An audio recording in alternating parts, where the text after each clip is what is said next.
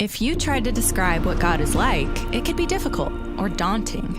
But when the people who wrote the Bible pondered the mystery of God, they consistently described God's character in this way: compassionate and gracious, slow to anger, overflowing with loyal love and faithfulness. We're going to look at this last characteristic of God. It's the Hebrew word emet, which can be translated as faithfulness or even truth. It's related to another word you've probably heard before, amen, which is an untranslated Hebrew expression meaning that's truth. So emet can mean truth, and it can refer to correct ideas or concepts. This is because emet has to do with stability and reliability, like when Moses holds up his hands for hours to defeat Israel's enemies, the Amalekites. His friends put a rock under him and support his hands so that his hands will remain emet, or steady. When emet is used of people, it describes reliable and stable character, or trustworthiness. Like when Moses appoints leaders in Israel, they're to be people of emet, people who are trustworthy, who won't take bribes or distort justice. So to say that God is full of emet doesn't just mean that God tells the truth or stands for truth. It means that God is faithful and trustworthy. This is why Moses calls God a rock, saying that he's faithful, just, and upright. He's saying that he can trust God to be consistent to his character. And the Hebrew word for trust is actually the verb form of the word emet. It's he'emin. It can be translated as to believe or to have faith, but most basically it means to consider someone trustworthy or to trust. The first person we meet in the Bible who considers God to be trustworthy is Abraham. God makes a promise that Abraham and his wife Sarah will have a huge family and that through them, all nations will experience God's blessing. But Abraham and Sarah are really, really old, and they've never been able to have any children.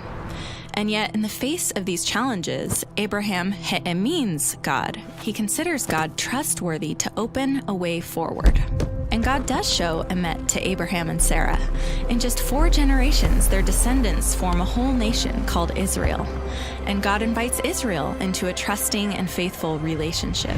And when God leads them out of slavery in Egypt, Israel he'emins in God. They trust and rely on him.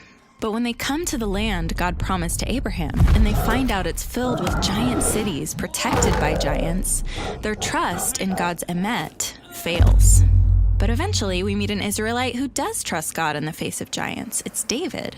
He yells at the giant, "You come with a sword and a spear, but I come with the name of the God of Israel." David consistently relies on God. In fact, it said that David walked in emet before God. So David considers God to be faithful and responds with faithfulness.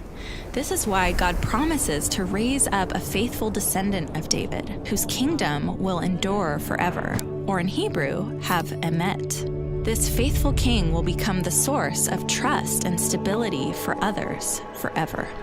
But when the kingdom later collapses, the Israelites find themselves without a home and without a king.